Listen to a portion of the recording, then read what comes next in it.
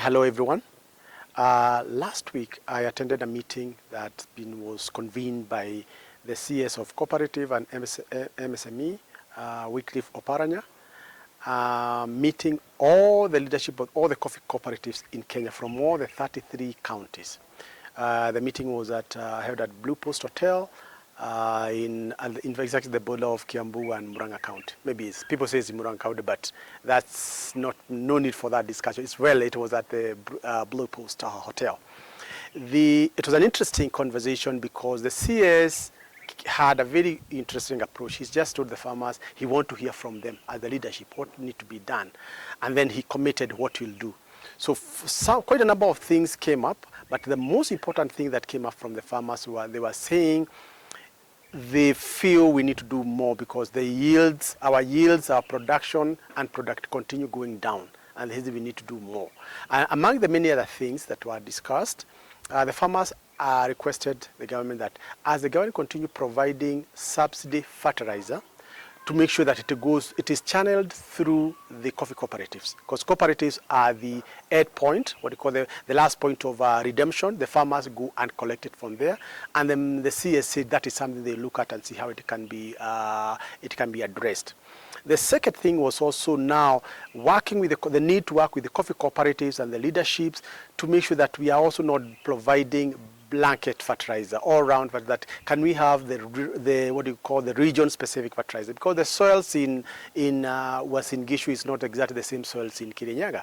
In terms of the soils in Meru is not the same soils in Machakos, and therefore there is need to ensure that these different regions, they call it the soil analysis, and based on the soil analysis, the government and the people, and particularly the farmers cooperatives, particularly even through the umbrella union called NACHU, whether that through NACHU or even the government, they can ensure that fertilizer for specific region is just specific to the needs of the crops in that area. So that was a good conversation, and I think but also the other area, quite a number of the cooperatives leadership also requested that even as we move forward with the subsidies, to also consider to look more beyond the fertilizer, because coffee is a very interesting crop. Coffee, even if you just provide fertilizer without the fungicides, then you have a problem.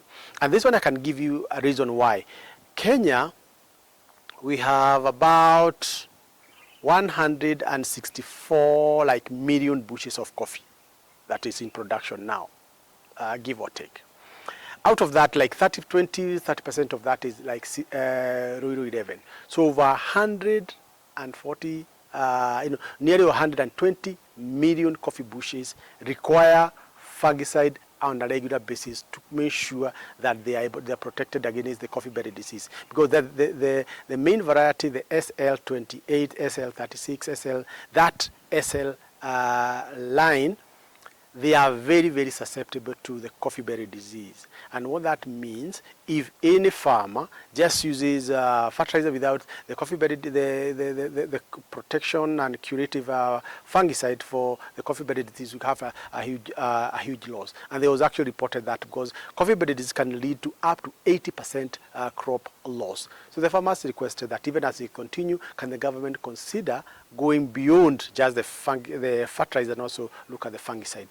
But also that is the conversation morphed into that this actually is also a business opportunity for the private sector, for other players in the ecosystem, that is finance provider, that is the agrochemical dealer, the fertilizer suppliers. This provides a very interesting ecosystem that can be financed. And as I had said before, with DSS in place, anybody who is financing coffee can be guaranteed that they will be paid.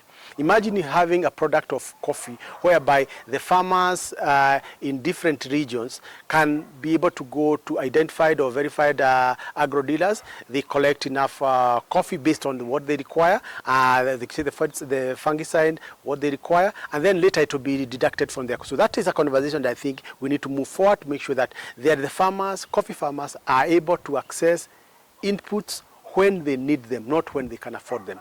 And that's because there's a lot of data collected. We can also tell very clearly how much fungicide or fertilizer a farmer need based on the number of coffee bushes that they have. So I think right now that conversation, maybe we need to see more of that, and I know the CS said that they look at it into how they can, both from the government side, but also I think there's an opportunity for the private sector, see how they can participate in the coffee value chain and provide support in terms of financing, now that we have DSS that guarantees that if you fund the sector, you will be paid. Imagine if with one hand, right now we were looking at other people, like right now the cost of inputs and even advances, this year alone need to be like about 10 billion, about 10 billion. So even if you have banks, you can look at, there's a whole our 10 billion kind of opportunity that is straightforward, and I think there need to be more conversation to see how can this one be utilized, how can it be made more available to farmers, and most likely being led or driven and by the private sector. So I think it was an interesting conversation going forward with the CS, but I think also finally the farmers also, they were talking about, in addition to all this, we also need to see extension services.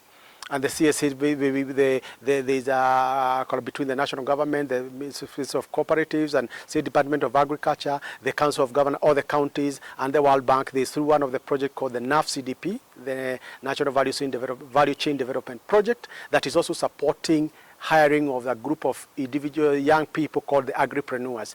These are people. These are qualified people that will be able to support farmers, even in extension services. Where can you apply whatever farm? When do you leave? What else can you do?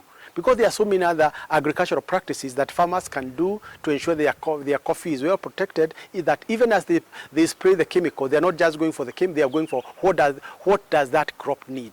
So I think, as you said, the government, if we are looking at the issue of extension services being sorted out, the issue of proper finance for input financing be provided, and then we have now the issue of the fertilizer, whatever the subsidy fertilizer going to the cooperative, I think we are going to see a big change. However, on the pushback, the CS also challenged the cooperative leadership, and it is time for people to know that they are elected by the farmers. That even the way the new cooperative rule is saying, term limit, 2 terms, you're okay. I mean, if even politically, however good you are, even if you are elected, you can elect 10 times. Even if farmers they elect you 10 times. I think let's agree there's this need for provide that opportunity for other people to get elected, and also to provide to be more innovative. Just continue. I think he also pushed back and told the leadership this is the time also for them to make sure the leaders of cooperatives they are transparent, they are good custodian of farmers' resources, they are able to provide, they are transparent, and they keep all the farmers informed in all the spaces. And he said going forward they will have a very good conversation. So as this is actually the 4th week of the year 2024-2025.